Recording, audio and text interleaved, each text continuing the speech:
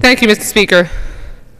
Mr. Speaker, I rise in strong opposition to H.R. 2560, which attempts to manipulate the Constitution in order to impose a Ryan budget plan on steroids. This is yet another thinly veiled attempt by our colleagues across the aisle to end Medicare as we know it, while refusing to even consider ending ill-advised tax breaks for millionaires. It is crucial that the American people understand that this plan would require even deeper cuts than under the Ryan Republican plan we saw in April. This means deeper cuts to investments in education, clean energy, and increased costs for our seniors.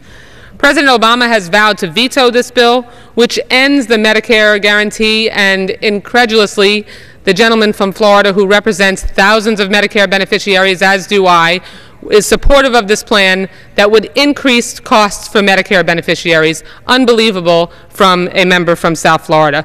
It slashes Medicaid and critical investments essential to winning the future in favor of protecting tax breaks for big oil, millionaires, and companies who ship American jobs overseas.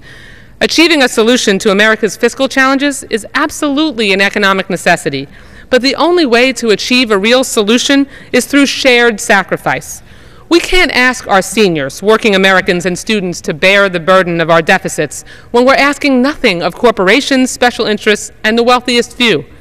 Incredibly, our friends across the aisle won't even put that on the table.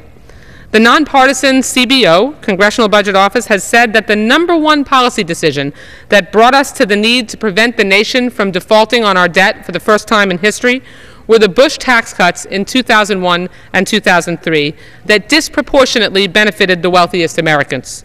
Yet here we are again, rewarding the most privileged at the expense of our working families and our seniors, the bedrock of our society.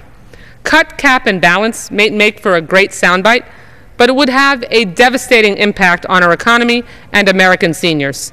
It is clearly more like duck, dodge, and dismantle.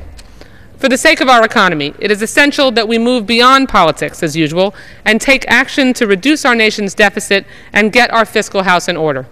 On behalf of the 102,000 Medicare beneficiaries in my home district, and on behalf of all middle-class Americans, I urge my colleagues to join me in opposition to this reckless bill and pass a balanced plan that engages us all in shared sacrifice to solve our nation's debt crisis. Thank you. I yield back the balance of my time.